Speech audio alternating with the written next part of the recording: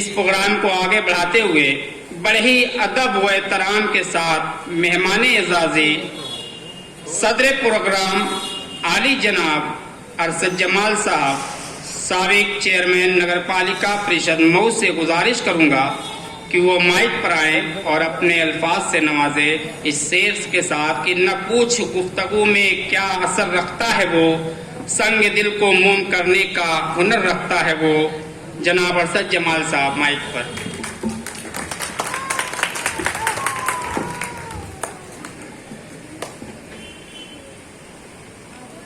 مہمان محترم اور معزز سامعین، السلام علیکم۔ صدر تو میں حادثاتی طور پہ ہو گیا۔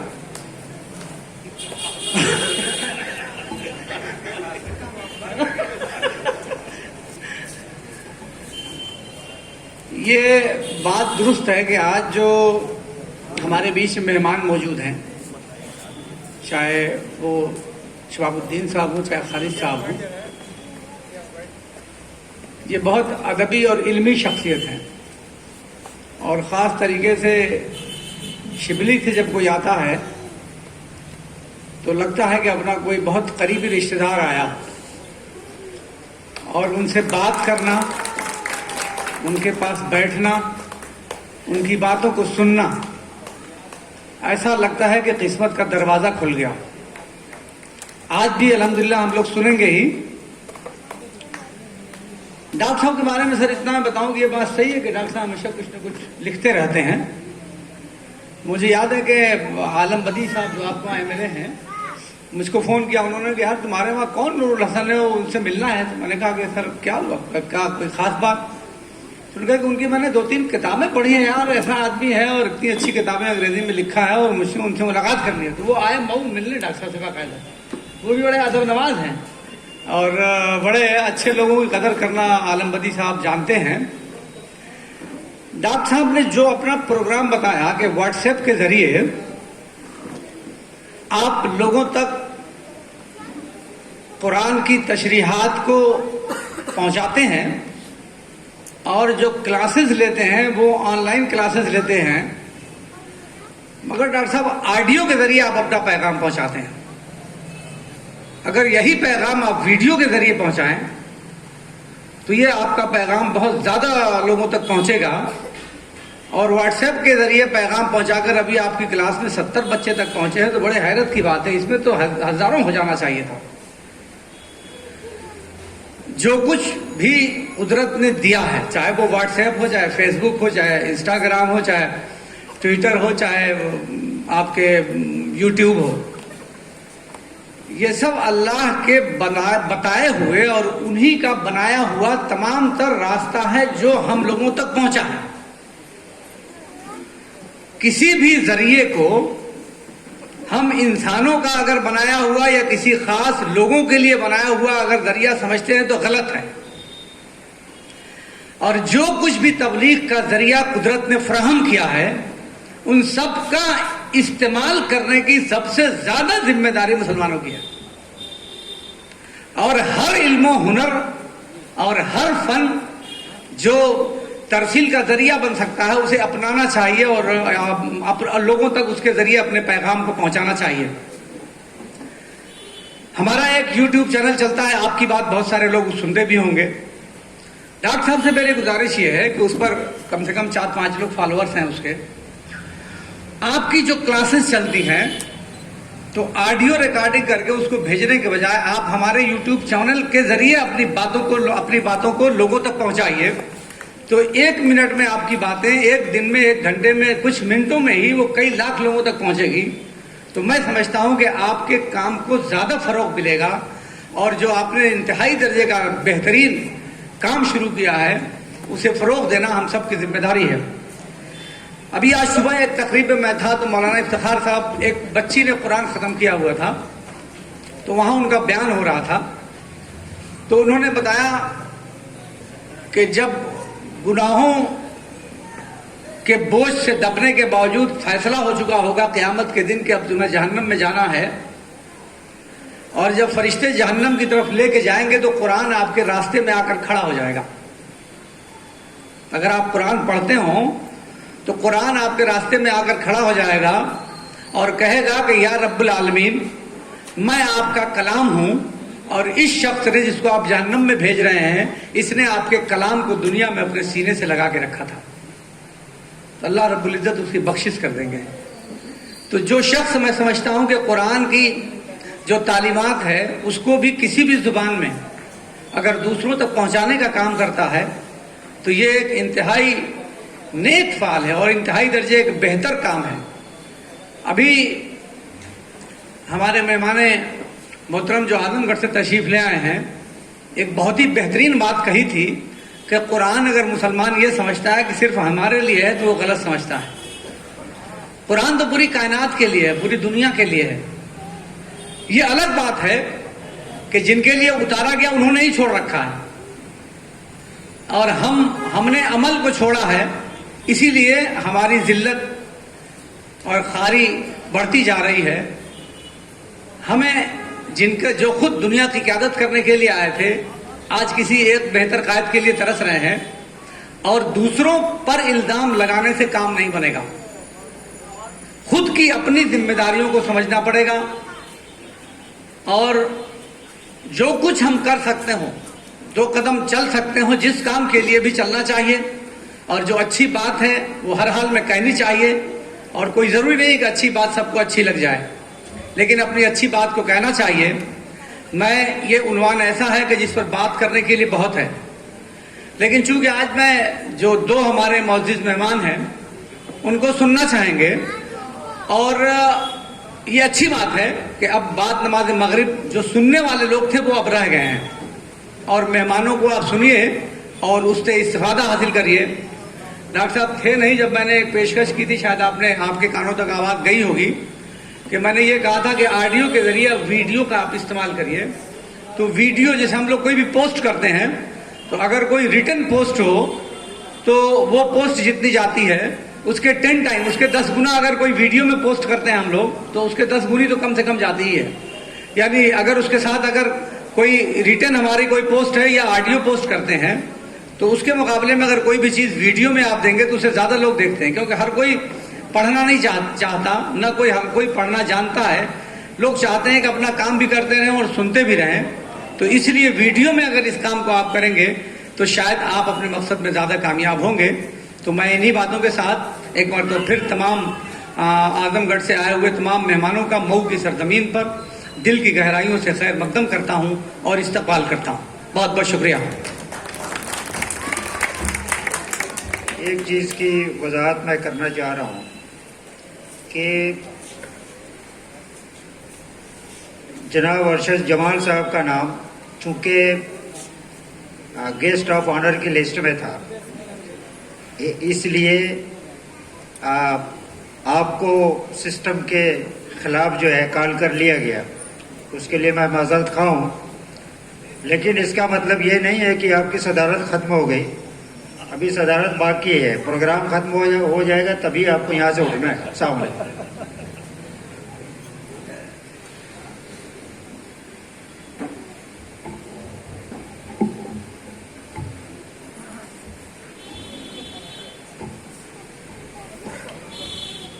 اب اس پروگرام کے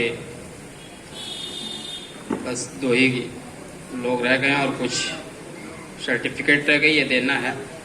پہلے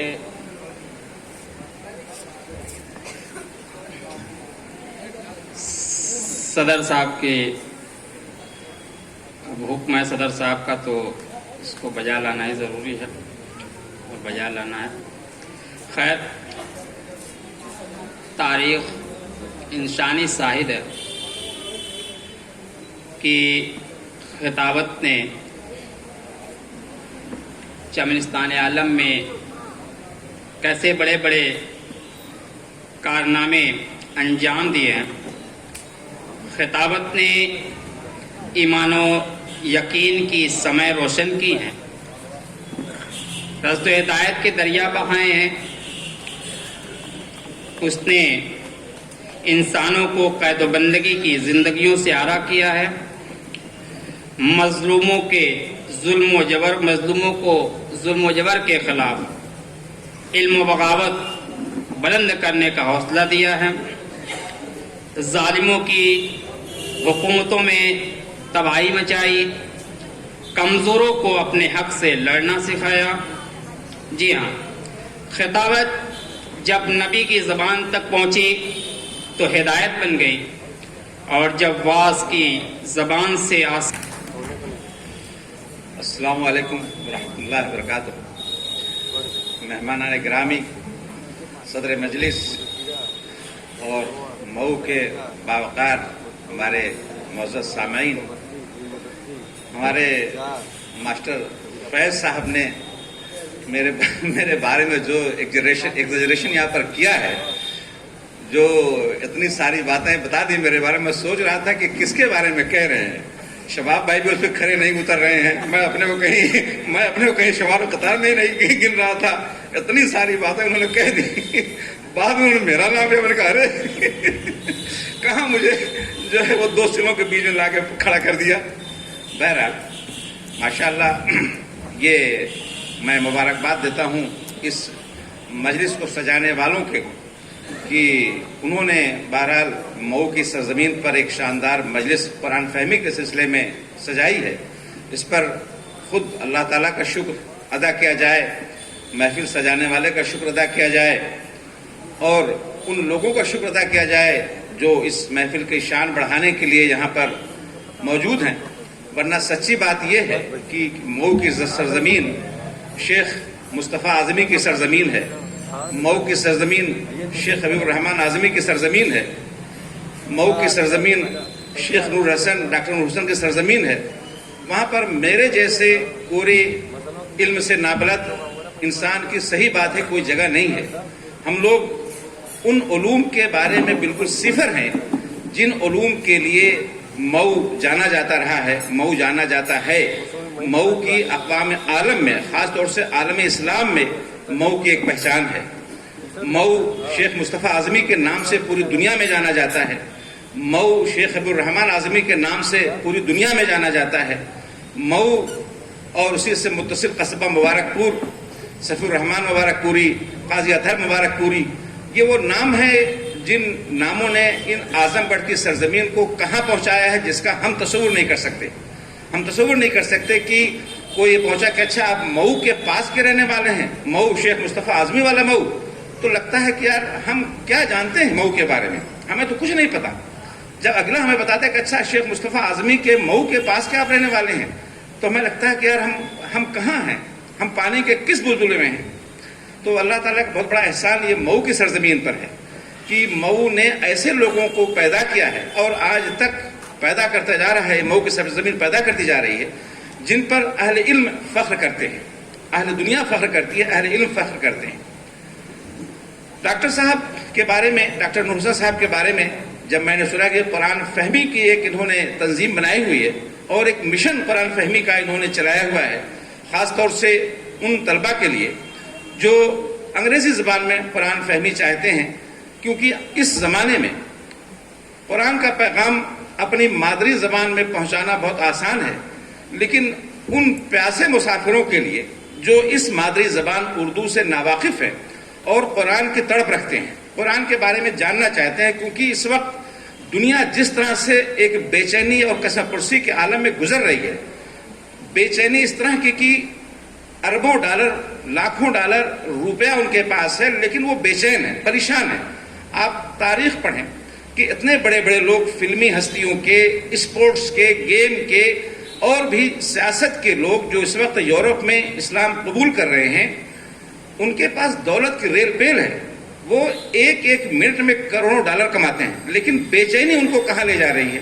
اسلام کی طرف لے جا رہی ہے، اور وہ اسلام کو سمجھنا چاہتے ہیں۔ کتنی تاریخیں آپ نے پڑھی ہوں گی، ڈاکٹر صاحب اچھی طرح سے واقف ہے، ہمارے ارشد جمال صاحب واقف ہیں، کہ وہ لوگ جنہوں نے اسلام کی مخالفت میں لٹریچر پڑھنا شروع کیا، اسلام کو بدنام کرنے کے لیے کچھ وہ جاننا چاہتے تھے قرآن کے بارے میں، قرآن کو بدنام کر سکیں، اسلام کو بدنام کر سکیں، انہوں نے جب قرآن کو پڑھنا شروع کیا تو وہ ان کو پناہ اسلام میں مل گئی، وہ مسلمان ہو گئے۔ ایک دو نہیں، سینکڑوں لوگ اس طرح کے ہیں جنہوں نے اسلام کی مخالفت میں اسلام کا مطالعہ شروع کیا، اور یہ تاریخ آپ جانتے ہوں گے کہ 9/11 کے بعد 9/11 برپا کیا گیا تھا اسلام کو بدنام کرنے کے لیے. اس کا کوئی دوسرا مقصد نہیں تھا, صرف مسلمانوں کو ایک ڈیفینسو پوزیشن میں, دفاعی پوزیشن میں لانے کے لیے 9/11 کا پورا ڈرامہ رچا گیا تھا. اور 9/11 کے بعد جو نیو یارک میں دہشت گردانہ حملہ ہوا تھا جس میں 2 ٹوئن ٹاور تباہ ہو گئے تھے, 9/11 کے بعد یورپ میں اسلام قبول کرنے والوں کی تعداد اتنی تیزی کے ساتھ بڑھی کہ 9/11 سے پہلے قبول کرنے والوں سے 10 گنا زیادہ تعداد اسلام قبول کرنے والوں کی 9/11 کے بعد ہو گئی. یعنی کہ جو مقصد اسلام کو برباد کرنے کے لیے یورپ نے چنا تھا وہ خود اسلام کی تشہیر کا, اسلام کی تعبیر کا ایک ذریعہ بن گیا. اور اس وقت سب سے زیادہ جو یورپ میں سرچ کیا جاتا ہے گوگل پر یا دوسرے سرچ انجنوں پر, کیونکہ آپ جانتے ہیں کہ اس وقت تو علوم کا سر چشمہ تو ہماری مٹھی میں آ گیا ہے, گوگل ہے, بنگ ہے یا دوسرے سرچ انجن ہے, سارے علوم وہیں سرچ کیے جاتے ہیں. ہر آدمی کوئی بھی چیز سرچ کرنا چاہتا ہے تو وہ گوگل پہ جاتا ہے. اور گوگل پر سب سے زیادہ جو سرچ کرنے والا لفظ ہے وہ اسلام ہے, مسلمان ہے, قرآن ہے.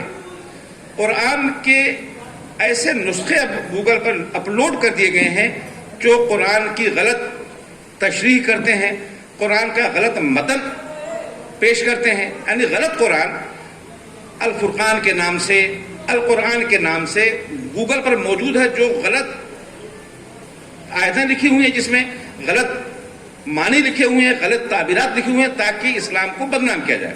وہ ان کے لیے ہے جو یورپ میں قرآن سرچ کرتے ہیں.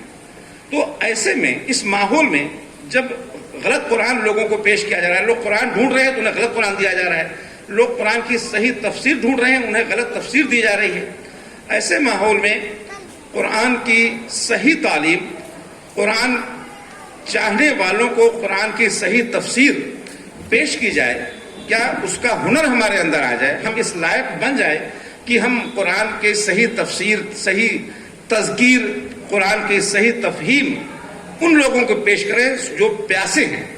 ہمارا تو پیٹ جیسے لگ رہا ہے کہ بھرا ہوا ہے, ہمیں قرآن کی ضرورت نہیں ہے, ہمیں قرآن کے معنوں کی ضرورت نہیں ہے, ہمیں قرآن کی تفسیر کی ضرورت نہیں ہے. ہم تو جس کو اپنی زبان میں کہا جاتا ہے کہ ہم اگڑ ہیں. لیکن جو پیاسے ہیں ان کی پیاس کا اندازہ نہیں ہے ہمیں یہاں پر کھڑے ہو کر کے کہ وہ کتنا پیاسے ہیں. کس کے لیے؟ روحانیت کے لیے. کس کے لیے پیاسے ہیں؟ وہ پیاسے ہیں کہ انہیں سکون مل جائے, اور وہ سکون انہیں مل نہیں رہا. سکون صرف قرآن میں مل رہا ہے, قرآن کو تلاش کر رہے ہیں, قرآن اور اسلام کو تلاش کر رہے ہیں, اور اسلام انہیں مل نہیں رہا ہے.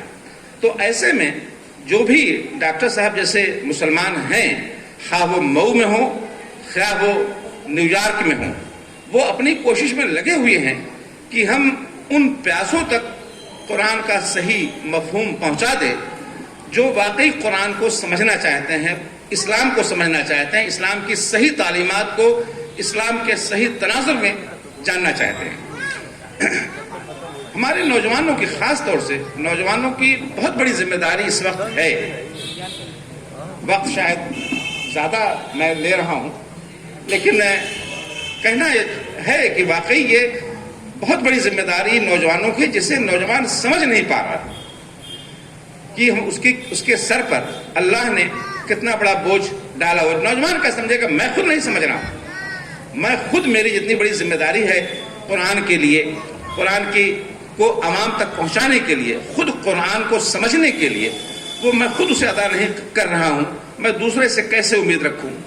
دیکھیں آپ کتنی بڑی ستم ظریفی ہے, بدقسمتی ہماری ہے کہ ہم قرآن نمازوں میں پڑھتے ہیں, ہمیں واقعتاً یہ نہیں پتا کہ جب ہم پڑھتے ہیں لِإِلاف قریش ایلافہم, تو اللہ اپنی کس نعمت کا ذکر کر رہا ہے. جب ہم پڑھتے ہیں الم تری کیف, تو اللہ تعالیٰ ہمیں کس عذاب سے ڈرا رہا ہے. ہم پڑھتے ہیں لِإِلاف, ہم پڑھتے ہیں ویل لکل, تو کتنی بڑی لعنت سے اللہ ہمیں بچا رہا ہے, کتنا بڑا ہمارے بچا رہا ہے کہ بھائی غیبت اور لگائی بجھائی کتنا بڑا گناہ ہے. لیکن ہمیں پتہ ہی نہیں, ہمیں پتہ نہیں کہ بھائی ہم, اللہ تعالیٰ ہم سے مخاطب ہے تو ہم سے کیا کہہ رہا ہے. قرآن کی ان چھوٹی چھوٹی صورتوں میں اللہ تعالیٰ انا اعطینا نبی صلی اللہ علیہ وسلم سے کہہ رہا ہے تو کس کوثر کا ذکر کر رہا ہے. اللہ تعالیٰ قل هو اللہ کہہ رہا ہے کلام پاک میں تو اپنی کس صفت کا ذکر کر رہا ہے ہمیں بالکل نہیں پتا. ہم بس اللہ اکبر کر کے نیت باندھتے ہیں اور ایک مشین کی رفتار سے سورہ فاتحہ اور پھر ایک چھوٹی سورت ملا کر کے آگے بڑھ جاتے ہیں. قطعاً نہیں سوچتے کہ اللہ ہم سے مخاطب ہے تو ہم سے کہہ کیا رہا ہے.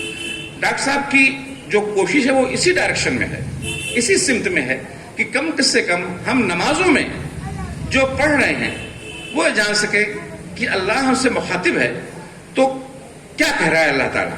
ابھی ہمارے چھوٹے بھائی ابو رافع نے علامہ اقبال کا ذکر کیا. علامہ اقبال ہی کے واسطے سے ایک اور بھی واقعہ منقول ہے کہ قرآن کا جب یہ قرآن کی تلاوت کر رہے تھے تو ان کے والد ہیں, انہوں نے کہا کہ بیٹا قرآن کیسے پڑھ رہے ہو؟ تو انہوں نے بتایا قرآن کی تلاوت میں انہوں نے کہا کہ بیٹا قرآن کو ایسے پڑھو جیسے لگ رہا ہے کہ تمہارے اوپر نازل کیا گیا ہے. قرآن کا مطالعہ ایسے کرو جیسے کہ یہ قرآن تمہارے اوپر نازل کیا گیا ہے. مطلب اللہ تعالیٰ صرف مجھ سے مخاطب ہے اس کلام پاک کے ذریعے. سچی بات ہے, ہمیں کچھ کہنے کی ضرورت نہیں, ہم اپنا جائزہ لے سکتے ہیں. ہم اپنا جائزہ لے لیں اور یہ جانیں کہ کیا واقعتاً ہم قرآن کا مطالعہ اس نظریے سے کرتے ہیں کہ یہ قرآن میرے اوپر نازل کیا گیا ہے. اللہ تعالیٰ قرآن میں مجھ سے مخاطب ہے جب وہ کہتا ہے یا ایھا الذین آمنوا یا ایھا الناس, تو وہ عوام سے مخاطب ہے, ایمان والوں سے مخاطب ہے, مجھ سے مخاطب ہے. ایک ایک آیت پڑھیے تو ہر آیت پہ جب آپ پڑھیں تو لگتا ہے کہ واقعتاً یہ آیت میرے لیے.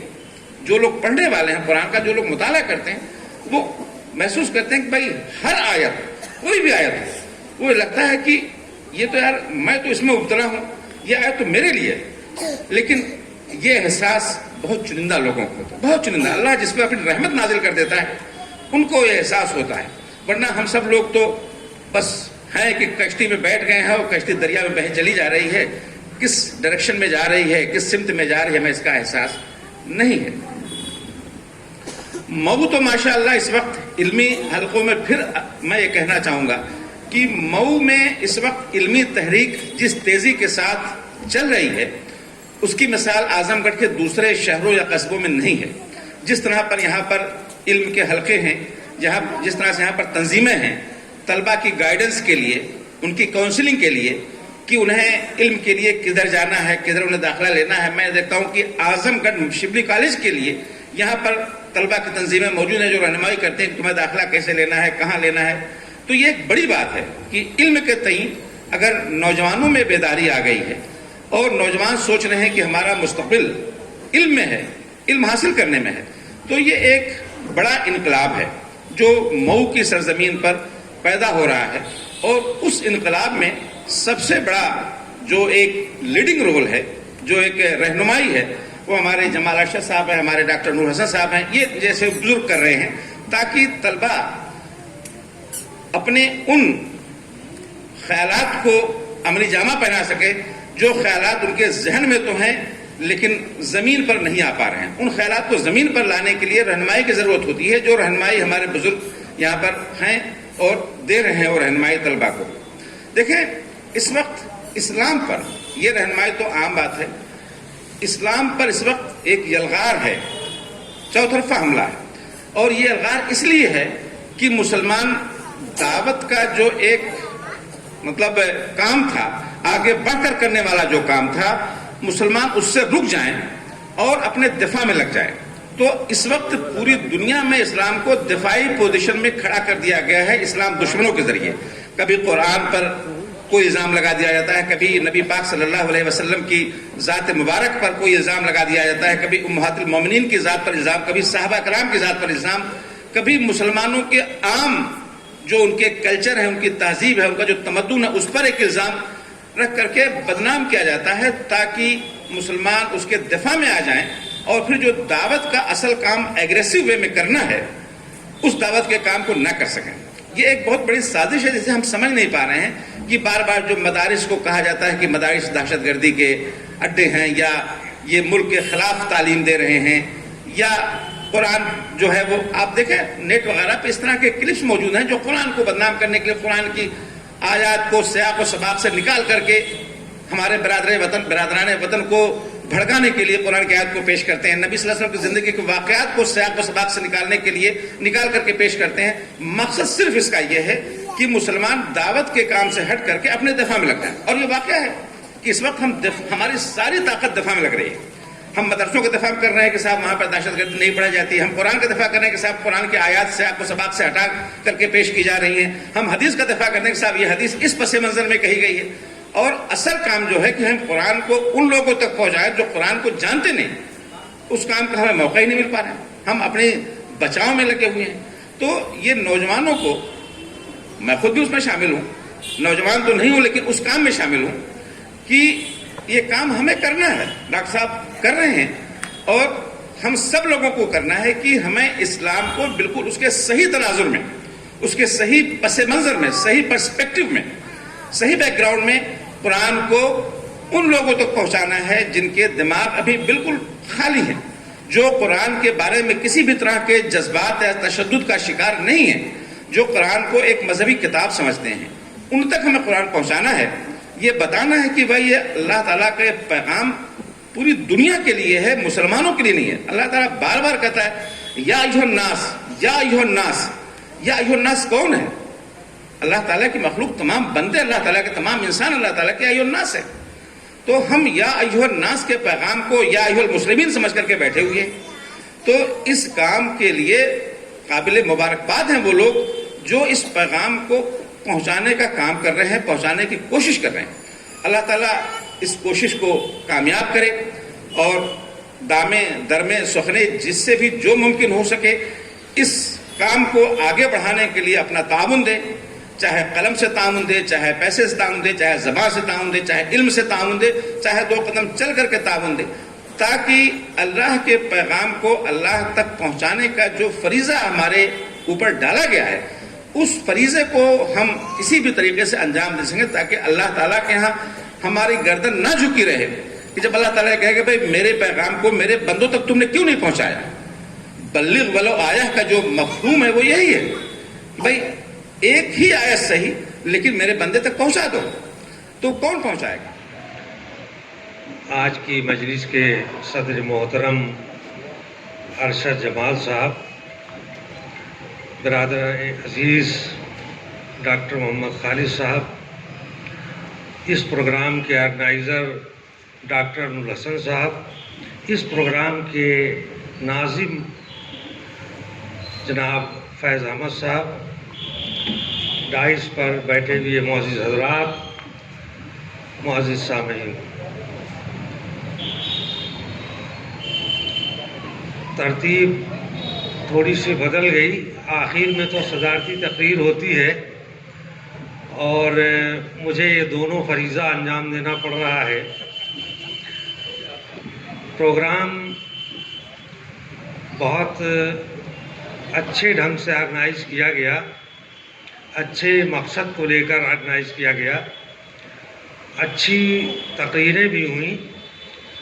ہمارے شاگرد رشید ابو رافع اور ڈاکٹر محمد خالد صاحب نے اور خود ارشد جمال صاحب نے بہت کام کی باتیں یہاں پر کی۔ سب سے پہلے میں ڈاکٹر نورالحسن صاحب اور ماسٹر فیض احمد صاحب کو مبارکباد پیش کرتا ہوں کہ آپ نے ایک اچھی شروعات کی ہے، قرآن کی تعلیمات کو عام کرنے کا ایک سینٹر قائم کیا اور دن رات ایک کر کے اس کو فروغ دے رہے ہیں، اور تقسیم اسناد کے لیے باقاعدہ ایک جلسے کا اہتمام کیا گیا اور اس میں ان نوجوان طلباء کو جنہوں نے اس سے فیض اٹھایا ان کو اسناد پیش کی گئیں، تو اس کے لیے میں مبارکباد پیش کرتا ہوں۔ ڈاکٹر خالد صاحب نے بہت تفصیل سے گفتگو کی ہے۔ واقعی جب کبھی ہم دنیا کے حالات پر غور کرتے ہیں اور یہ دیکھتے ہیں کہ پوری دنیا میں اگر ٹکراؤ ہے تو اسلام ہی سے دوسری قوتوں کا ٹکراؤ ہے، اور اس ٹکراؤ میں مسلمانوں کی جو حیثیت سامنے آتی ہے وہ بڑی تشویشناک ہے۔ میں غور کرتا ہوں کہ آخر قرآن جیسی کتاب ہمارے پاس ہے، پھر بھی ہم دنیا میں اس قدر ذلیل و خوار کیوں ہیں؟ ایک بڑا بہت امپورٹنٹ سوال ہے کہ ہمارا دعویٰ ہے کہ قرآن مجید مکمل نظام حیات ہے۔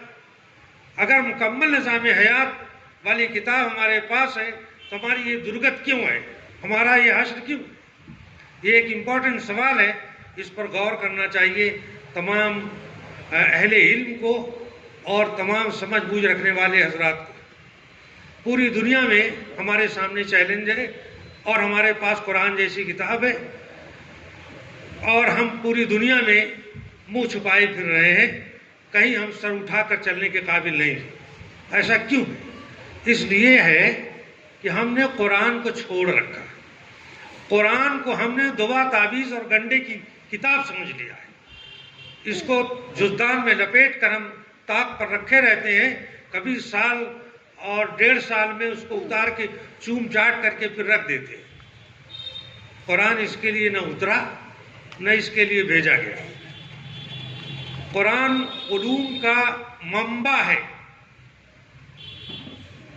قرآن مجید ہی علوم کا سروت ہے۔ لوگوں نے علم کو 2 خانوں میں تقسیم کر دیا، کہا کہ یہ دنیاوی علم ہے، یہ دینی علم ہے۔ اگر قرآن مجید پڑھتے تو اس تقسیم کو کبھی تسلیم نہ کرتے، اس لیے کہ قرآن مجید جہاں وہ ہمارے لیے ایک عقیدت بھری کتاب ہے، وہیں دوسری طرف وہ ہم کو مختلف علوم سے آشنا کراتی ہے۔ اس میں سائنس ہے، اس میں ریاضی ہے، اس میں طب ہے، اس میں تاریخ ہے، اس میں جغرافیہ ہے، اس میں پہاڑوں کا علم ہے، دریاؤں کا علم ہے، ستاروں کا علم ہے، زمین کا علم ہے، زمین کے نیچے کا علم ہے، زمین کے اوپر کا علم ہے۔ کون سا ایسا علم ہے جو قرآن مجید میں نہ ہو؟ لیکن ہم تو اس کو دعا تعویذ کی کتاب سمجھتے ہیں۔ اگر قرآن مجید ہماری زندگیوں میں ڈھل جائے تو پھر اپنے آپ نقشہ بدل جائے گا۔ خالد صاحب ذکر کر رہے تھے، مجھے یاد ہے کینیڈا کے ایک میتھمیٹکس کے پروفیسر، ان کا میں نے انٹرویو پڑھا کچھ دنوں پہلے کی بات ہے۔ وہ عیسائی تھے اور تقریباً 40 برس تک انہوں نے عیسائیت کی تبلیغ کی تھی۔ 40 سال کے بعد ان کو یاد آیا کہ اگر اسلام کو پست کرنا ہے، اس کو شکست دینا ہے، تو خود ان کی کتاب قرآن کو پڑھ کر اس میں جو کمزوریاں اور خامیاں ہیں وہ اجاگر کرنی چاہیے، وہ لوگوں کو بتانی چاہیے۔ چنانچہ اسی نیت اور اسی ارادے سے انہوں نے قرآن مجید کو پڑھنا شروع کیا، اور جب قرآن مجید کو ختم کیا تو وہ مشرف با اسلام ہو گئے۔ ان سے پوچھا گیا کہ آخر 40 برس تک جن گلیوں کے آپ مسافر رہے، ان گلیوں کو کیسے آپ نے چھوڑ دیا چند دنوں میں محض قرآن پڑھ کر؟ آخر وہ کیا سبب تھا، کیا وجہ تھی جس نے آپ کو اس طرح موڑ دیا؟ انہوں نے کہا کہ قرآن کا چیلنجنگ انداز۔ قرآن نے چیلنج کیا، پوری دنیا مل کر ایک آیت ایسی بنا کر لائے، اور میں نے غور کیا کہ جب سے دنیا قائم ہوئی ہے اور آج تک پوری دنیا اس چیلنج کا جواب نہیں دے سکی۔ چنانچہ مجھے اسی بات نے بہت اپیل کیا اور میں نے اسلام قبول کر لیا۔ ابھی جب افغانستان کی جنگ چل رہی تھی، برطانیہ کی ایک خاتون صحافی تھی، وہ طالبان کی قید میں آ گئی۔ طالبان نے کہا کہ ہم آپ کو آزاد کر دیں گے، شرط یہ ہے کہ آپ قرآن پڑھیں۔ وہ ضدی خاتون تھی، انہوں نے کہا کہ شرط پر قرآن تو نہیں پڑھوں گی، ہاں البتہ اگر آزاد ہو گئی تو ضرور پڑھوں گی۔ اور جب ان کو آزادی ملی تو انہوں نے قرآن مجید کا مطالعہ کیا اور انہوں نے بھی اسلام کو قبول کیا اور کہا کہ بقیہ زندگی اب ہماری اسلام کی تبلیغ و اشاعت میں گزرے گی. بڑی مخالفتوں کا ان کو سامنا کرنا پڑا لیکن وہ سب جھیلتی رہیں اور وہ آج بھی اسلام کی تبلیغ میں لگی ہوئی ہے. تو کیا انہوں نے عربی میں قرآن مجید پڑھا؟ عربی تو جانتی بھی نہیں تھی وہ. اسی انگریزی تفسیر اور ترجمے سے، چاہے وہ کینیڈا کے پروفیسر رہے ہوں، چاہے وہ خاتون صحافی رہی ہوں، انہوں نے اس ترجمے کو پڑھ کر کے قرآن کو سمجھا.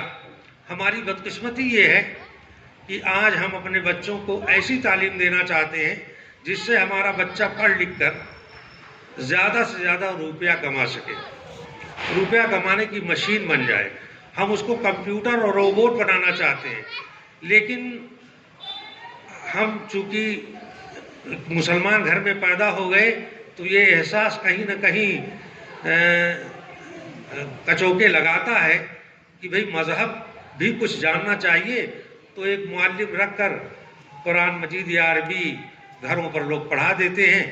تو وہی ابھی خالد صاحب کہہ رہے تھے کہ ہم نماز پڑھتے ہیں لیکن نہیں جانتے کہ جو آیت ہم پڑھ رہے ہیں اس کا معنی کیا ہے، اس کا مفہوم کیا ہے، اللہ تعالیٰ کس کو مخاطب کر رہا ہے اور کیا کہنا چاہتا ہے ان سے. اسی لیے ہماری نمازیں بھی بے روح ہوتی ہیں. نماز میں طبیعت بھٹکتی ہے، پتہ نہیں چلتا کہ 2 رکعت ہم نے پڑھی ہے کہ 3 رکعت ہو گئی، احساس نہیں ہوتا. اس لیے کہ جو چیزیں پڑھ رہے ہیں وہ رٹی رٹائی چیز ہے. تو یہ ایک ٹرینڈ چل رہا ہے اس دنیا میں. انگریزی اسکول قائم ہو رہے ہیں اور اپنے بچوں کو ہم وہاں بڑے شوق سے بھیجتے ہیں کہ وہ جا کر کے انگریزی پڑھے گا تو دنیا میں کسی لائق بن جائے گا. یہ نہیں سوچتے کہ وہ قرآن کو سمجھنے کے لیے عربی کا پڑھنا بہت ضروری ہے. اگر عربی زبان نہیں آئے گی تو ہم قرآن کو سمجھ نہیں سکتے. اب قرآن کے سمجھنے کا ذریعہ ہمارا صرف اور صرف اس کے ترجمے رہ گئے اور اس کی تفاسیر رہ گئی. انہی کی بدولت ہم قرآن کو سمجھتے ہیں. اور تفاسیر جیسا ابھی خالد صاحب بیان کر رہے تھے کہ جو ہمارا دشمن ہے، اچھا یہ دشمن کوئی نیا نہیں ہے، یہ ازل سے ہمارے پیچھے لگا ہوا ہے اور ہر زمانے میں اس نے زمانے کے مطابق جیسی روایت رہی، جیسے حالات رہے، اسی طرح کی اس نے سازشیں رچی ہمارے خلاف اور ہم کو اس نے دھوکے دیے. آج اگر غلط ترجمے، غلط معنی والے، غلط متن والے قرآن مجید انٹرنیٹ پر لوڈ کیے جا رہے ہیں تو کوئی حیرانی کی بات نہیں ہے، حیرت کی بات نہیں ہے. سوال یہ ہے کہ ہم ان چیزوں سے کیسے بچیں اور صحیح چیز کیسے دوسروں تک پہنچائیں. قرآن نے کہا کہ اللہ کی رسی کو مضبوطی سے پکڑے رہو تاکہ تم گمراہ نہ ہو جاؤ. تو اللہ کی رسی ہی قرآن مجید ہے. قرآن مجید کو اگر ہم مضبوطی سے پکڑے رہیں گے تو انشاءاللہ سرخرو ہوں گے، کامیاب ہوں گے. طاغوتی طاقتیں کبھی ہم کو شکست نہیں دے سکتی، وہ لاکھ کوشش کر لیں. لیکن چونکہ ہمارے ہاتھ سے قرآن دور ہوتا جا رہا ہے، ہم اس کے معنی و مفاہیم سمجھنے کی کوشش نہیں کر رہے ہیں، اس لیے ہمارے قدم قدم پر ہم کو ٹھوکریں کھانی پڑ رہی ہیں. آج کا جو معاشرہ ہے، آج کے کا جو ماحول ہے، اس میں آپ اندازہ کریں ہر شخص یہ چاہتا ہے کہ یہ ماحول بدلنا چاہیے، یہ حالات بدلنے چاہیے. اور اسلام نے جو رشتوں کا تعین کیا ہے اور جو بحیثیت فرد ہمارے کندھوں پر ذمہ داری رکھی ہے، اس کو ہم کس طرح ادا کریں. جب تک قرآن کا مطالعہ ہم نہیں کریں گے تب تک ہم بھٹکتے رہیں گے. سنی سنائی باتوں کو اب اس قدر گروہ ہو گئے ہیں مسلمانوں میں بھی، ہر گروہ اپنے اپنے مطابق تشریح کر رہا ہے مذہب کی. اسی بھول بھلیا میں ہم لوگ کھوئے ہوئے ہیں، الجھے ہوئے ہیں. تو صحیح بات یہ ہے، میں مبارکباد دیتا ہوں ڈاکٹر نور الحسن صاحب کو کہ انہوں نے قرآن مجید کا ترجمہ انگریزی میں کیا اور اس کا ایک نسخہ مجھے کچھ دنوں پہلے अजीज़ी अशरफ ने पेश किया था। तो हमारे गैर मुस्लिम भाई भी कुरान मजीद को पढ़ना चाहते हैं और मुझसे मांगते हैं कि हिंदी में, अच्छा एक ज़माने तक हमने कुरान मजीद को कैद करके रख दिया और ये समझते रहे कि ये हमारे लिए ही उतरा है, हमारे ऊपर नाजिल हुआ है, इसको गैर मुस्लिम छू नहीं सकता, गैर मुस्लिम पढ़ नहीं सकता, और हमने उसको उससे दूर रखा। लेकिन जब से हिंदी अंग्रेज़ी में, इलाकाई ज़बानों में तर्जमे आम होते जा रहे हैं, उनके हाथों तक पहुंच रहे हैं, और मेरे नॉलेज में अभी एक नौजवान लड़का कुछ दिनों पहले हिंदी का तर्जमा पढ़ करके मुशर्रफ बाइस्लाम हुआ आजमगढ़ में। तो इस तरह की चीज़ें सामने आ रही हैं। तो हमें सिर्फ अपने लिए नहीं, हमको तो मोहताजी अपनी भी है, इसलिए कि हम खुद कुरान के दावेदार हैं लेकिन कुरान को समझते नहीं हैं। हम जब खुद नहीं समझते हैं तो दूसरों को कैसे हम पेश करेंगे सही दीन। अगर हम कुरान मजीद को सही समझते तो मेरे वालिद साहब थे, मुजाहिदीन आज़ादी में से थे, आज़ाद हिंद फौज में थे, मामूली मकतबी तालीम थी उनकी, मजहब के बड़े पक्के थे। मेरे बच्चों से कहते थे देखो साइंस पढ़ो मगर यकीन मत करना साइंस की बातों पर, वरना गुमराह हो जाओगे। अरे कुरान मजीद आप पढ़ें और साइंस पढ़ें तो आपको देखकर हैरत होगी कि साइंस वही बातें कह रही है जो कुरान मजीद पहले कह चुका है। साइंस तो तायीद कर रही है और कुरान मजीद की। कुरान की आयत है, चांद और सूरज सब तुम्हारे लिए हैं, तुम चाहो तो इन्हें मुसक्कर कर लो। अब अगर इंसानी कदम चांद पर पहुंच गए तो इसमें हैरानी की क्या बात है। लेकिन हमारे अभी बहुत से बुजुर्ग ऐसे हैं, कहते हैं कि अरे जिस दिन इंसान चांद पर पहुंच जाएगा उस दिन कयामत आ जाएगी। मानने के लिए तैयार नहीं। चांद पर इंसान पहुंच गया, सूरज पर कमंदें डाली जा रही हैं, इसकी भी शुआओं को कैद किया जा रहा है, सोलर लाइट वगैरह क्या है। तो ये सारी चीज़ें देखिए कि पेशरफ्त हो रही है। अगर हम कुरान जानते तो हम कह देते कि भाई कुरान में सारी चीज़ें पहले से मौजूद हैं। यह और बात है कि एक ज़माने तक